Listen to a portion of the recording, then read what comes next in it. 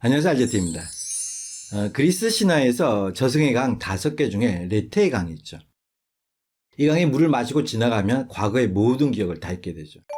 영어도 마찬가지인데요.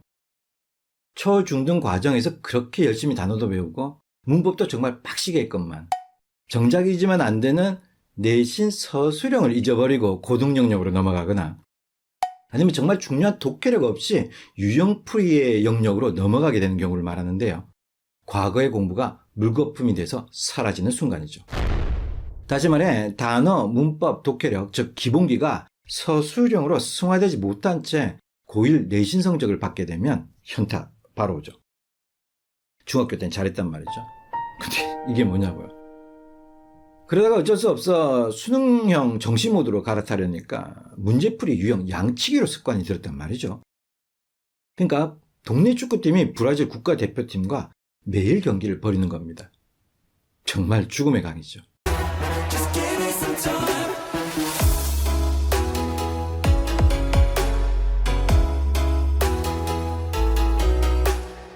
전에 올린 이 영상 기억나시죠? 메타인지 영어 독해 전략용. 여기서 메타인지력이 있는 정말 공부 잘하는 상위 1%의 학생들은 모르는 게 뭔지를 정확하게 알고 뭘 어떻게 공부할지 계획을 세운 다음에 100% 알았다고 생각되면 다시 모르는 걸 찾아 달려갔다는 거죠. 사실 수능 영어 1등급은 상위 1%의 메타 인지력까지는 없어도 달성될 수 있습니다.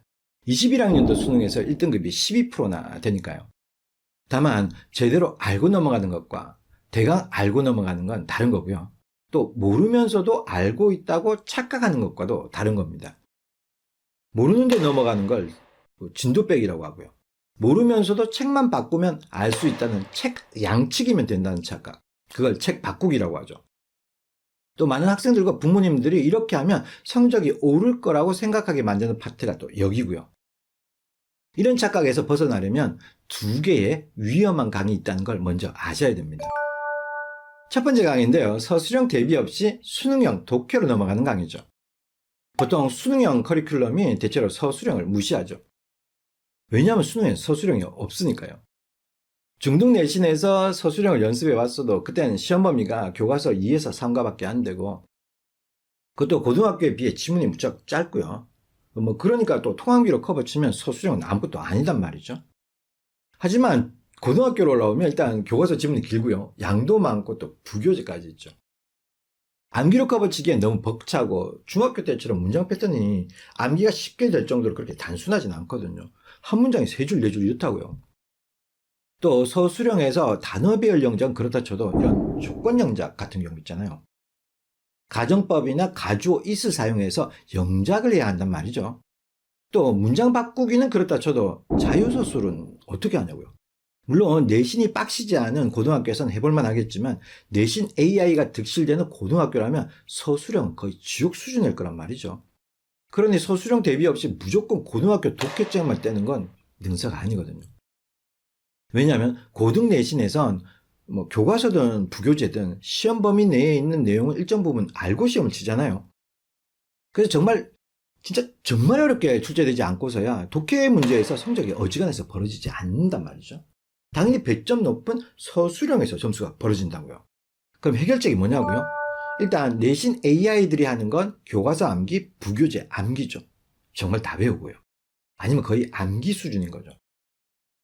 하지만 이 암기도 일정 부분 맥락이 있어야 암기가 되는 거고 또 문장 구조나 문법 지식이 깔려 있어야 암기가 가능하다는 겁니다. 그래서 중등 문법 선행이 서술형과 맞물려야 하는 거고요. 어차피 중앙영문법 3800제 같은 경우 이렇게 서술형 연습 그 자체거든요. 또 중등 내신을 대비할 때 백발백중이든 내신 컨설트든 간에 서술형 연습은 정말 제대로 해야겠죠. 그리고 또 중요한 게 있는데요. 자기만의 교과서 필기와 분석 시스템 이게 있어야 하거든요. 그러니까 영어쌤께서 강조하시는 걸 깨알같이 다 필기하고요. 문장 성분 정확하게 표시 다 해놓고 또 의미군도 제대로 청킹 딱딱 끊어놓고요. 내용과 논리의 흐름도 간단 요약 정리해 놓기 그런 등등의 것들이죠. 쉽게 말해 어디가 서술형으로 출제될 건지 감이 오게끔 하고 시험 전에 반복해서 볼 수 있는 시스템이 필요한 겁니다. 근데 만약 이 상황에서 중등 내신은 안 중요하니까 고등학교 독해책만 많이 보자. 죽음의 가 건너는 겁니다.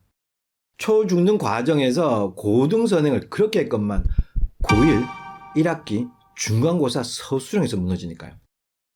좀 무섭죠? 죽음의 강이니까 좀 무섭게 진행할게요. 자, 두 번째 강인데요. 불완전한 독해력으로 유형풀이의 영역으로 넘어가는 강인데요. 이 강도 정말 위험한 강이죠. 뭔가 유혹하는 느낌이 있거든요. 빨리 오라고 손짓하는 느낌? 이거 풀면 성적 올라간다? 뭐 이런 느낌? 중학생이 수능형 모의고사를 풀고 있더라. 정말 멋지긴 한데 선행을 아무리 해도 고2나 고3이 되면 다 만날 수밖에 없는 강이 있거든요. 그게 논리 이해 영역이죠. 중학생이라면 잘 이해할 수 없는 내용이고요. 예를 들어 이런 지문인데요.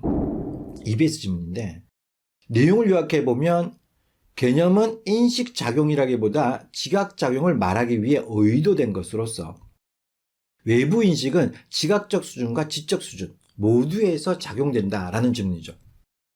무슨 말인가 모르겠죠. 영단어 역시 추상적인데요. 이 지문에서는 perceive와 recognize를 구분하고 있죠. 둘 다 인지하다라는 의미인데 말이죠. 한글로 고쳐놔도 정말 이해가 안 되는 영역이죠. 이런 부분은 국어 독해력과 맞물리는 파트고요. 만약 이런 지문이 3문제 출제되고 틀려버리면 91점이죠. 1등급이 간당간당하잖아요. 또 보통 이런 지문이 빈칸, 순삭, 어휘 등등으로 킬러 유형으로 출제가 되니까 중학교 때 고3 모고를 계속 푼다고 1등급 바로 가는 거 아닙니다. 즉 중학교 때 고등학교 모고 풀이는 진단일 뿐 공부라고 생각하시면 안 됩니다. 왜냐면요. 먼저 질문 하나 던져볼게요. 수능이 주관식인가요? 객관식인가요? 그쵸. 객관식이죠. 최대 5분의 1의 확률이고 문제를 풀다 보면 최소 2분의 1까지 줄일 수는 있거든요. 이거냐 저거냐. 맞추면 그만이고 틀리면 해설지 확인. 이 정도도 괜찮지만 틀리면 실수했네? 이건 더 위험하고요. 즉 초중등 영어 선행이 주관식 공부였다면 수능으로 진입하는 순간 객관식 문제풀이로 바뀌어버리죠. 어떤 유형은 단어 몇 개로 풀리는 문제가 있고요. 목적, 심경 등등요. 어떤 유형은 해석보다 특정 정보만 뽑아내면 되거든요. 뭐 도표나 실용문 등등이고요. 또 다 읽지 않아도 맞출 수 있는 문제도 있고요. 뭐 주제나 요지 같은 경우 쉬운 문제는 한 문장으로도 풀리거든요. 쉽게 말해 독해력이 그다지 필요 없는 문제도 상당수죠.